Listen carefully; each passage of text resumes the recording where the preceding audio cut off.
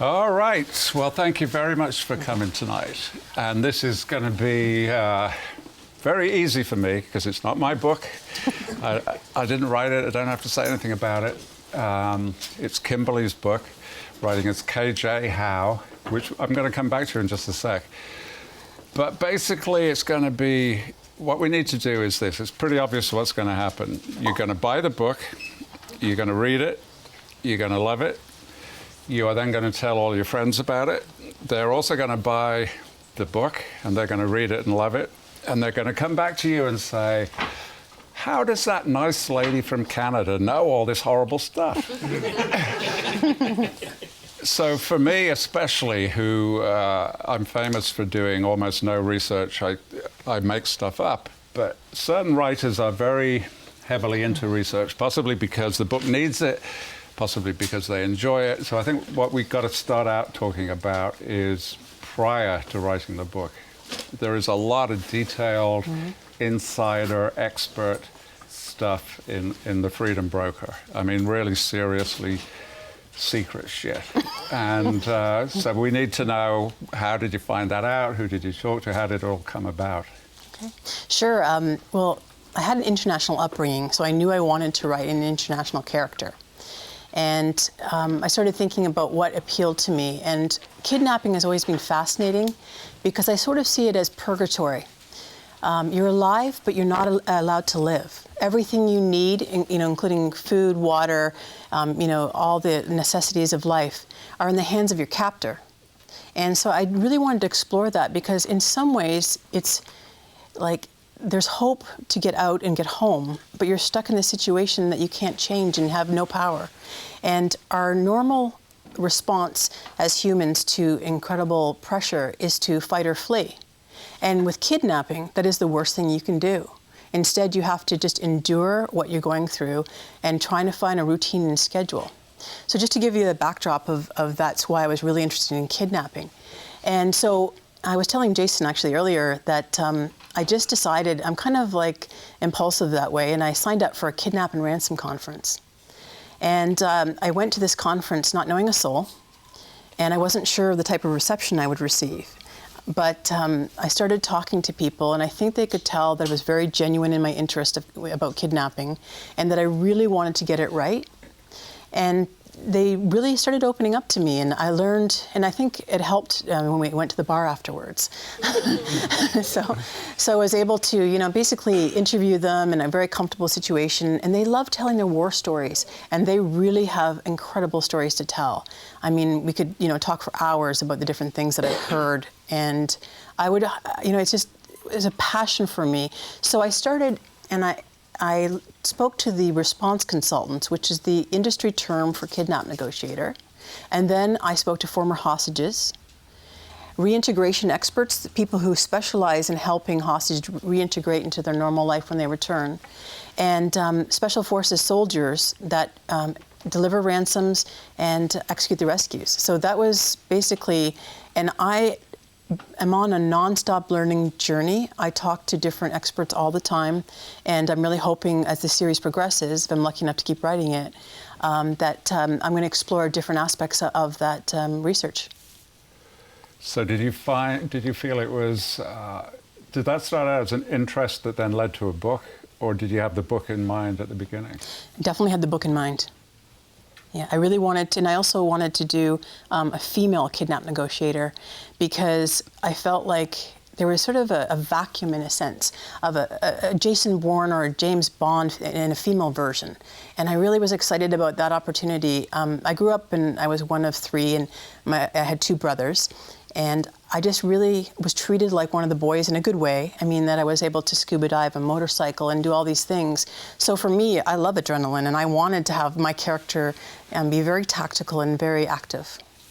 Are there really any female negotiators? Absolutely.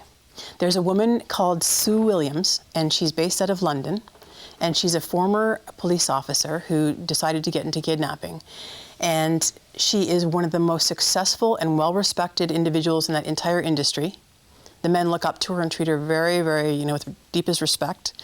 And now it's really interesting that they're looking for more and more female negotiators. The reason being is just like with snipers, I don't know if you guys know this, female snipers are very, very good. And it's because women seem to have a real sense of calmness and patience as they wait to take the shot, get the right shot. And the same thing with female negotiators, they're finding that they have a lot of empathy and they're able to relate very well to the hostage's family. And as a result of that, they are making excellent negotiators. And as, sadly, the business is growing exponentially, they are looking for new negotiators and they're really keen on bringing women in. How big of a problem is it, kidnapping? Am I in danger? Absolutely, actually. Well, Lee, we could talk about this later, but as a high net worth individual, I think you should have K&R insurance. I haven't got any insurance. But it is very I've got serious. Obamacare, does that count? I'm from Canada, I don't know. But bottom line is there's about over 40,000 reported kidnappings a year. That's only reported. There are so many more that are not, basically in the books. And what's happening, there are two reasons for this proliferation of kidnappings. One is that in many third world countries, there's a lot of displaced military and police, and they have no food on the table. Their families are starving, and they basically have to feed their families. And what do they have? They have great security skills. So they basically take kidnapping on as a job, and they do very, very well with it. And the second reason kidnapping is on the rise is terrorism. Over $125 million have been, gained by terrorists in the last several years just on kidnapping alone. And sometimes they, they had a lot of trouble with oil now, with getting that interrupted. That was a really good source of money for them. And now that that's gone, they're replacing with kidnapping. So as it becomes more of a routine thing, more of a kind of accepted money-making way, does that make it less dangerous or more dangerous? Because if it happens all the time and, they want $1 million or whatever, is that not just like a routine transaction now? It's a really good question. If you're going to be kidnapped, try and see if you can get kidnapped by professionals. Amateurs are awful. In all sincerity, if the more professional your kidnapper, the better off you are, because you are a commodity to them. You are someone they want to keep healthy and fit and alive because they can trade you for the money. But if you have some sort of cartoon character guys that just think this is a great idea, they can panic. And the easiest thing to do when you panic is to kill the hostage, because hostages are we're in a world full of billions, right? And basically hostages are very easily replaced. So it's a very serious and growing issue. And have you got a feeling for what the ratio is of successful versus unsuccessful, or surviving or not surviving? Yeah, it's excellent. Your chance, if you're kidnapped, be positive. It's not easy, but hang in there. About, over 90% of hostages do come home safely. But we hear in the media about the ones that sadly end up with ISIS in orange jumpsuits, the wonderful journalists who were killed, and other people. But mostly, it is a commodity trade in a sense, and they do come home because it's really to their benefit. If there's any way to get money from them, that's what they want. The ISIS aspect, are they looking for money primarily? Sometimes yes, but when they want to make those video statements, you're basically not so much a kidnapped hostage as what? Just a pawn in their political game. Yeah, sadly. If you think about some of the people they've executed, you might see that like James Foley, Daniel Pearl, Stephen Sotoloff, those are all journalists. And I think, sadly, that's why they were killed, because it was going to get a lot of media attention, and it was like a political statement for them. How many journalists are here? Yeah, there you go. Okay, Rob. Take care, Rob. It's like the ransom of Red Sheep. Yeah. So then when it became time to actually start writing the book, take us through that process. I mean, you obviously have a strong central character. Where did she come in the process? Did you have her in your mind from the start? Did that evolve through your research, or what? I definitely had a strong concept of her. I really wanted to write a strong female protagonist. That's, for me, it was always my dream. I just kind of didn't think about writing a guy. I felt like I really wanted to strike out and have a strong female, like I said, a Jason Bourne that's female. And she grew and changed because I think, like all of us, I'm sure there's many writers here, you learn as you write, you learn as you go, and I basically developed a whole backstory for her as I moved forward. And it was a lot of fun to create her, and I wanted to make sure that she was strong but very vulnerable, and vulnerable both physically because she has type 1 diabetes, and also emotionally because, and this isn't ruining the story for anyone who hasn't read the book, but she basically witnessed her brother's kidnapping when she was only 8 years old and he was 12, and she froze and did nothing about it. And that has always haunted her. And I think as a result, that drove her to become a kidnap negotiator. And I really wanted to give that personal reason and motivation behind her becoming the negotiator. I didn't want it to be just a job for her. I wanted it to be a calling. And where did her name come from? Tell us that. Okay, well, and I'm big on names, and I rarely, name people with just, looking up in the dictionary or whatever of names. I really like to have a reasoning. So I don't think it's a spoiler to say that there's a brother in the story that has, that is an arms dealer, and his name is Ares. And I really wanted to have like something kind of Greek mythology-like, so Athena and Ares. But I didn't want to call her Athena because I felt that was a little too in your face, and also I really wanted to have something shorter and snappier for this kind of powerful character. So I shortened it to Thea. And Paris is a Greek name, which I actually didn't know before I did the research. And I just wanted, she has a Greek background, so I wanted to make sure that, it was a very authentic Greek name, but I also wanted it to not be Strombopoulos or something difficult that, right? Otherwise, she'd be running a deli. But just like with, Jack Reacher, it's such an incredibly punchy, strong name, and it's very symbolic of things, right? So people say, but it was, people have developed this whole thing that it's about his constant quest and so on and so forth. And the truth about Reacher is that I had no name for him. The first book was in first person, so he didn't need a name until somebody asked him his name, which was like 30 pages in. And I got stuck then. I didn't know what to do. And I was out of work, which is why I was writing. And so the tragedy about being out of work is that you're assumed to be available for errands when you're at home. And so my wife said I had to go to the supermarket with her to help her haul the stuff home. And I said, oh, God, all right. So I went in, and every single time I've ever been in a supermarket, which is now probably at least into double figures, there's always a little old lady who says, oh, you're a nice tall gentleman. Would you reach me that can? And my wife said, if the writing gig doesn't work out, you could be a reacher in a supermarket. So that's where it came from. And everybody assumes it's this psychologically chosen name, but it's not. What about your name as it appears on the book? I mean, you and I have talked about this a lot, and it's a huge, huge concern amongst writers as a whole, women writers. When you're writing a book like this, which is a tough, hard-hitting, I mean, this is a real thriller in the same way that, you've mentioned Jason Bourne, all those big names, this joins that company. And clearly you feel that there's a reluctance amongst that demographic to read women authors. So you've used the initials in order to become gender neutral, which lots and lots of people do.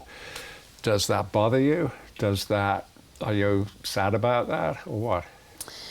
I have mixed feelings, for sure. I mean, I grew up being called KJ, so for me it was a very natural name to choose. It wasn't like something that didn't feel like me. And actually I was on social media as KJ for many years. But, and I think Kimberly would have been the wrong fit for this type of book anyways, right? That sounds more like, romance writer or something, maybe, I don't know. Well, you see, that gets us straight into the discussion. I know, exactly. Is that right or not?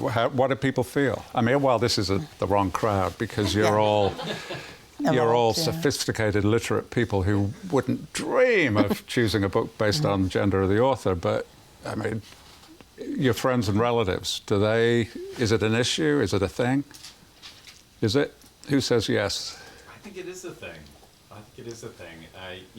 I have some insight into this, and I've worked with Kimberly on this book, and we happen to work with Peter Hildick-Smith, who runs an analytics firm that specializes in book publishing and analyzing people's reactions to covers and marketing copy and things like the author's name. And there's incontrovertible proof that the gender of the author makes a difference, particularly in genre writing and specifically in thriller writing. And there's a big male readership, and they tend to resist books that are not written by men. I agree with, everything you say. That's undoubtedly the fact. It's got a macho cover there. It's blue. It does. You're right. Speedboat on it. You're really going for it. Yeah, I am so going for it. Yeah. I can't hold back. But then you open it. You look at the back flap, and this is incredibly glamorous picture. So that sort of blows the cover. Should I have worn fatigues and camo makeup or something? Well, seriously, I don't know. I don't know what we can do. What are we going to do about it? I think we just keep persevering and break through. I know a lot of Special Forces gentlemen, given my research, and I am so honored that when they read it, they said, "You nailed it. All the details right," and that meant the world to me. And I'm hoping that maybe people that write in the genre I'm writing, and if they get it right, can maybe trailblaze a little and break through this mold. Because I'm telling you, I feel, and I'd love to hear your thoughts on this, all of you, and that is that movies and television seems to be a little bit ahead of books. If you think about Scandal, Olivia Pope is like a kick-butt woman. Madam Secretary, Sure. There's a lot of TV and movies, right? Yeah. And we had black presidents on TV way before we had one in reality, and so on and so forth. Especially in this world, things are not what they seem. You just mentioned to me that you'd been down to the SHOT Show in Vegas. I went last year. I was invited by Tactical 511, who sponsor us at Thrillerfest and also supplied all the uniforms and gear for the last Reacher movie. So they invited me to go to the SHOT Show at Vegas, which is weapons basically, and they have numerous little subcategories. And Tactical 511 have two parties on consecutive nights. The second one is for the dealers, and the first one is for what they call the operators, which are they're beta testers generally, special forces people. So I went to this party, and I was talking to this guy that was small, slender, and had beautifully gelled hair. If you'd met him here, you would say, this guy definitely lives in Brooklyn. And he was the most metrosexual looking guy you've ever met. And he was a special forces soldier who'd killed hundreds of people and would have killed you with a toothpick if you'd stepped out of line. It did not look like it at all. So the image thing is complete bullshit, but everybody trades on it. It seems to be, again, that's something that lags reality. That reality is not the same as what we imagine. Well, you're seeing now some actually in U.S. military special forces now. You had the first woman graduate Ranger School. The first woman has been accepted into the Ranger Regiment. So you're going to start to see that. And that's the more mainstream pieces. And I'm sure if you talk to any of the Delta operators, they've been for decades now. They've been using women, although they're not 100% called operators. They're a part of the support teams that are actually going ahead of the teams. You talk about they call it the Army of Northern Virginia. Those guys who go in as the logistics unit to set things up. They go in as men-women teams. Sure. Right, and they're just as deadly as the guys. Yeah, same as what you were saying about snipers before. Exactly. Yeah. Women have a lot to offer, and I think that sometimes they can be even more effective in a way because they're subtle. Maybe if they're planted somewhere, like for example, if Thea's traveling, and she's in a country, maybe she can blend in a little better and be less conspicuous as a security person. You know, because in the third book that I'm going to write about Theo Paris, she's going to be dealing with some kidnapped journalists. And I've been talking to a couple of people, befriending them. It's really been an interesting journey, who guard journalists in war zones. And I'm just fascinated by this group of people who go to the front lines in wars in Iraq and Syria and everywhere just to protect the journalists that want to go cover, these wars. And that is, I think, really profound. And maybe the gentlemen who do this, in general, it is gentlemen, they have to be very careful, because if they're ever kidnapped, the first thing the kidnappers will do is kill a security person because they're a threat. But just picture this, Thea's in that job, and she's there, and she's a woman. They're not going to suspect her. They're going to suspect the guy with the short military haircut. So I think that is a really interesting thing that women can actually embed successfully. Oh, sure. And I would imagine that if it came down to the actual negotiation, it's a 2-3 day thing, you're on the phone to these people. If it was me, my ego and everything would get in the way, and you would imagine a woman being able to do it a little more successfully, possibly. Mm-hmm. Does that prove to be true? 100%. Yes, I think you're right. I mean, if you're negotiating with someone and you start kind of aggravating each other and playing the macho game and one-upping, but if you can sort of deflate the tension and kind of bring it down and have empathy, it's quite. I think, and this is really an interesting point, that I went to this kidnap and ransom conference, and I've attended a few of them now. And when I first went there, I think part of the reason I was very fortunate that they opened up to me was because I was a woman. I think that, I've heard a few people actually have told me that they wanted to write about this world, and they tried to, reach out to them, and they kind of got a complete wall up. And, perhaps because I was genuinely interested and I wasn't maybe threatening in that way, they were more open. Why did they let you into that? I mean, just in the first place, because if you think about it, you could be a kidnapper who was trying to figure out their counter moves. Did they check you out? Well, I actually, I went in, not undercover, but I went, because I was very honest when I got there, but I did sign up as the executive director of Thriller Fest, in the sense that I was very concerned for the safety of authors like you, Lee. And Come on. but in all sincerity, I do care very much for my authors. I came here feeling really good, and now I'm gonna go home tonight worried. There's no need. It depends which countries you're traveling in. Yeah. I wouldn't recommend a book tour in Syria. No, I agree with that. Yeah, are you going to tour in Syria? If the book comes out. If it comes out in Syria, you're going to go? I would take my friends with me. Yeah. Yeah. Which friends? The ones that guards journalists. Yeah, right. Yeah. The trained killers. Yes, Yeah. exactly. And it's really it's been such an incredible experience to understand these response consultants and these security people, and what they are, kind of their mindset and the personality types. And it's actually surprising. They're they have a very strong moral compass. They're extremely devoted to their families. Almost all of them have young kids at home, and with the wives that wait for them. I mean, this is that was interesting, because you sort of picture the lone wolf mentality, but that's not the case at all. Almost all of them have really nice family life, and they go back. And one of the gentlemen I've become quite close to, his name's Frank, and he goes by Paco because he's very fluent in Spanish, and he travels to Mexico and South America all the time to do negotiations down there. And if you saw him, you would think exactly like what you said about the gentleman from Brooklyn, that he is a mild-mannered professor with round glasses and really polite, and it's very interesting. Question? Along these lines, Sure. such under-the-radar organizations, I mean, the people that work in these places, are they mostly ex-military that end up in this job later, or is they, like Thea kind of got into it for personal motivation, or is there more that type of person who really wanted this kind of job? Yeah, it's a great question. Almost everybody has an alphabet soup background. Thea is what used to be part of the DIA. But very personal motivation. She had that job in mind before she even started. That was her end goal.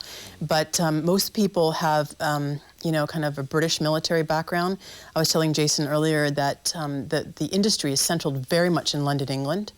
And the reason for that was because Lloyd's of London did the K&R insurance, and so that it's always been based out of there. I was going to ask you about the insurance because It's now you know.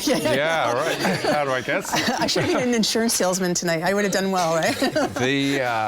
This sort of transactional kidnaps that you talk about that are, there's an executive who's insured and he's taken, and the insurance company pays up relatively willingly. Yeah, it's complicated because what happens is this. So let's say a multinational company, let's call it Coke, has someone in Mexico, and Mexico is a very dangerous place right now. And the executive is kidnapped. The company will call the insurance for them, and they have a response consultant on speed dial. So the response consultant will immediately go down there and start dealing with the issue. And it's a very difficult negotiation because the kidnappers always start so incredibly high. In general, what they end up getting is about 10 to 15% of what they originally asked for. So the kidnap negotiator... A bit like selling a book, in other words. It's true. And so the negotiation, it also is painful because it has to take time. They don't just, like say, okay, let's get down to business, let's get 10%, we're ready to go. It takes sometimes days, weeks, or months for it to change. And it's just the way it is, and it's sad because the person in captivity and their family is suffering that whole time, but it doesn't matter. They just have to wait it out. Kidnapping is a very long process, and they just have to negotiate. Why is that, though? I mean, that has always puzzled me about anything, really. You buy an apartment, they have an asking price, you make an offer, you go back and forth like half a dozen times, and you end up exactly where you know you're going to end up anyway. And many times I said, look, why don't we just skip all that bullshit and pay what we're going to pay anyway? And nobody ever does that. Why would kidnappers, what is it, just sort of enhancing the prestige of being a kidnapper or maintaining value for... Why won't they just settle like the next day if it is that transactional? There are a few reasons. And one is this. If you, as like a hostage negotiator, settle really quickly and the people feel that are kidnapping you that you're easy mark, they can do one of two things. Either they take the money and run, and then they kidnap you or your family member again. And this happens all the time. You become a soft target. So if the dad was kidnapped and they paid $1 million quickly, then what can happen is the son would be kidnapped next. It's just like basically, these people are easy, let's go, let's milk them for all we can. They have no conscience whatsoever. And another way they do it too is sometimes they'll say, oh, thanks for the 200 grand, that's a down payment. So they string you along and they say, okay, we're gonna keep them alive, here's your proof of life video, or talk to them on the phone. And at the end of that time, they'll just ask for more money. So what would be the average duration in real life? It varies greatly depending on the country and the type of kidnapping, because there's various types of kidnappings. But I mean, weeks for sure. Yeah, and what do people like when they get out of that? Well, sometimes they're fine. Some people actually are very unaffected by that kidnapping experience. They're very lucky. Other people, their lives are destroyed and they'll never ever work again. They'll never really recover. And going back to what I said earlier about, fight or flee, we all have a different psychological makeup. And, it's interesting to consider how you might react if you were kidnapped and whether you'd be strong or you'd find it very difficult. And sometimes it's incredibly shocking to see your response. For example, I've become very good friends with the longest held hostage in Iraq, Peter Moore. He was held for almost 1,000 days, and he was in IT, and he was taken with 4 British military gentlemen and held in captivity. He's the only person who got out of it alive. Now, if I was to tell you, 4 British military guys and an IT guy are going to be kidnapped, would you bet on him? Maybe not. But he was made of very stern stuff, and he also had a background of being alone a lot. He was abandoned by his mother when he was 12. His father married again, and she didn't really care for him, so he was always alone and ostracized. So he basically had training to survive a kidnapping by that upbringing. He was British, right? Yeah. There you go. Yeah. Stiff upper lip and all, right? Yeah. Yeah. So, any more questions? Yeah. Sure. Is kidnapping take place in one country more predominantly than others? Absolutely. There are certain zones. On my website, I have a map that has extreme zones and kind of safer places. But it's surprising sometimes. Definitely South America, like Venezuela and Colombia, are very kind of hot spots. Philippines, which is often surprising to people, is a hot spot. Mexico has become a place you really just don't want to go. If you're going to go, stay on the resort and try not to, traipse off into other areas. And the Middle East, of course, is an incredibly dangerous place right now. Afghanistan, Syria, Iraq, Iran. So you definitely, there's hot spots. You can actually look up, if you're going to travel too, about travel advisories, and ask yourself, hey, is this going to be a good idea, this trip? And they'll give you warnings of the threat level.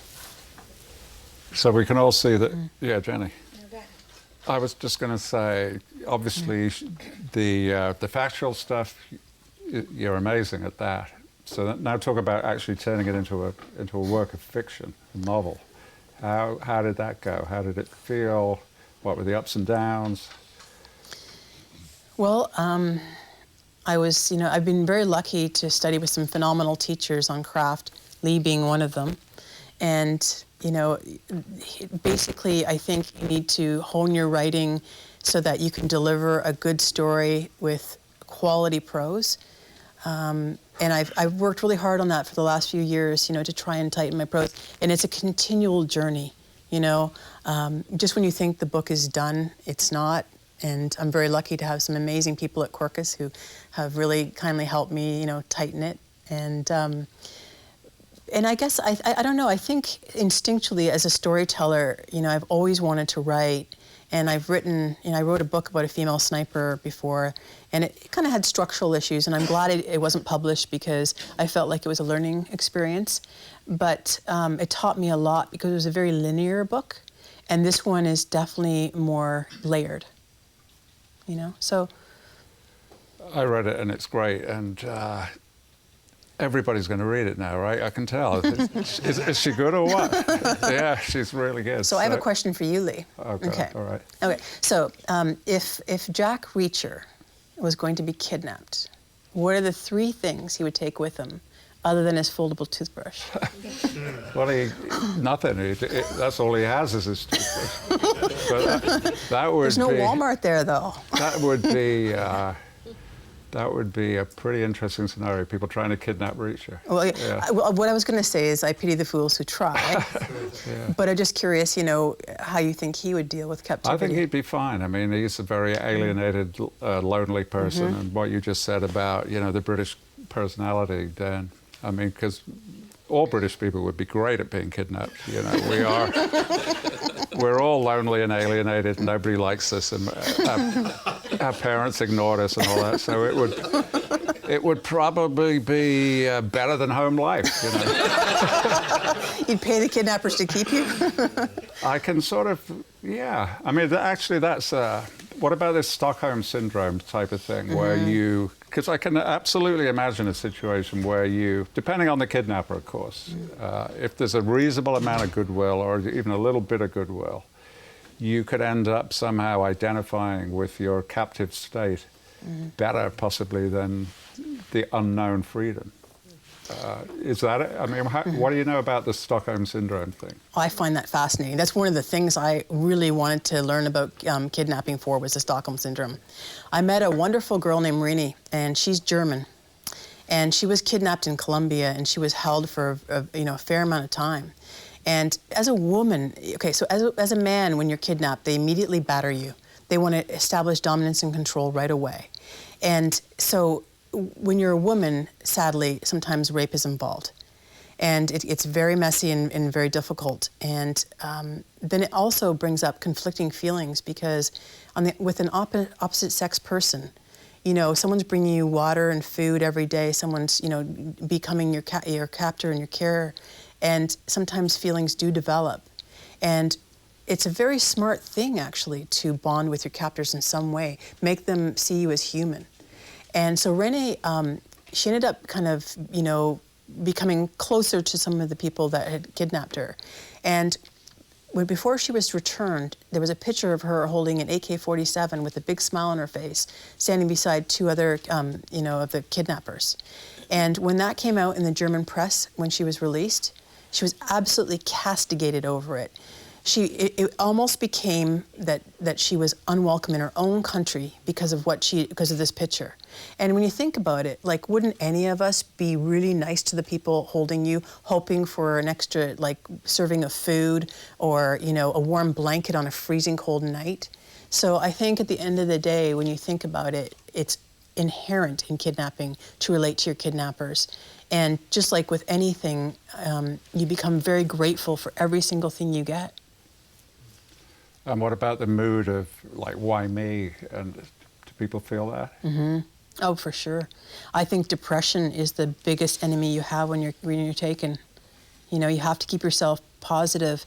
I think the British military guys felt like when they were taken with Peter Moore that they needed to be action-oriented, that they had to do something because they're men of action.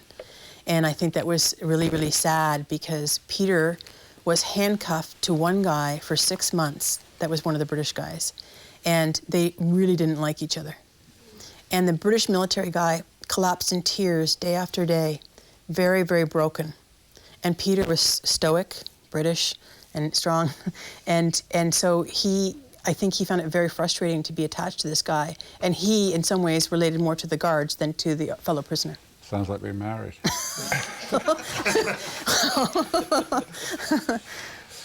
Any last questions before we sign some books, Jenny? I do. I also have a comment, which is that when you were talking about survival, it has to do with resiliency, right? Absolutely. So if you ever want, I know a psychologist who specializes in resiliency and who tends to be resilient. That'd be awesome. But my question is, in the beginning you said flight or fight, you can't do either. Mm-hmm. But I want to know if Reacher was kidnapped, and I thought of this before you guys started talking. I had this question right from the beginning. If Reacher is kidnapped, he should fight, right? Yeah. The only way No? to take Reacher down is with a dart from 200 yards. No, I know. So he's done. Right. So he's been taken. Yeah. They got him down with a dart, whatever. It doesn't matter. But now he's come to. He should, right? I mean, I feel like this is your next book, probably. Yeah. Can Theo Paris save him? Keep the ideas coming on it. Face off. Yeah. I'll take anything. No, really. Should Reacher fight? Should anybody fight? But it's Reacher. But should anybody fight? If you're being abducted, the two most dangerous times in a kidnapping are the abduction and then the ransom exchange, prisoner exchange. And if you are going to be abducted and you can get away, and you're in a public place, and you feel like you can do that, that is the time to go. But if they have Uzis pointed at you and you're in a deserted road and the car is there and they run you off the road, there's no point in fighting because hopefully, and this is the only thing you can hope for, the fact is that you're going to be ransomed back and that you're a commodity. That's what you hope for. And that's why you want professional kidnappers, because you want them to say, this life is important, I'm going to get X number of dollars for it. But I mean, Reacher would be a very special case, right? Because he would win. Yeah. So I would say, yeah. But in general, no. I mean, I think fighting can really lead to problems. People have tried to escape and they've been killed to be made an example of. Sometimes people are held in groups. And if one person escapes and they let that happen, they bring them back and they kill them in front of the others to say, this is what will happen to you if you get out. So, good question, though. But it depends on the skill of the person, too. With Reacher's skills, and if it was like a Colombian jungle or something, I would say, he would be smart enough to watch the routines of these lackadaisical guards, because I'm sure they would be, right? And I think you could plan a fantastic escape. The book is being written. Keep it coming. Peter Moore, I found it really interesting as well, with very similar stories, and I think this is shows that the resilience of the human mind. For 6 months he was blindfolded and handcuffed, and he would go like this and kill mosquitoes and count how many he could do a day, and that was his challenge, and that's what kept him going. And then when he was, the blindfold was taken off, he looked at this wall, and it was full of cracks, and he would design a train system, an entire train system that he was able to replicate on paper when he came back. And that's what kept him awake and alive and interested. And I think we all have to have hope. It's like, that thing, if we have a certain amount of time without water, without food, without air, we all die. And hope is crucial in that lineup. All right, so like I predicted at the beginning, you're all going to buy the book, you're all going to read the book, you're going to love it, you're going to tell your friends, and now you know what to tell them when they say, how come this nice Canadian lady knows all this shit? So let's sign some books. Thanks, Kim. Thank you very much, Dan. Thank you.